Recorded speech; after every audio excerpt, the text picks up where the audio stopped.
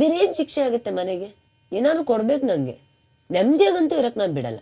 ನೀವು hotel decide ಆಗಿದೆ? ಹೌದು, ನಾನು ಡಿಸೈಡ್ ಆಗಿದ್ದೀನಿ. ಸರಿ, ಏನ್ ಮಾಡೋಣ ಹೇಳಿ, ನಾವಿಬ್ರೆ ಒಂದು ರೆಕಾರ್ಡ್ ಮಾಡೋಣ. ಬಾ, ಆಚೆಗೆ ಹೋಗೋಣ.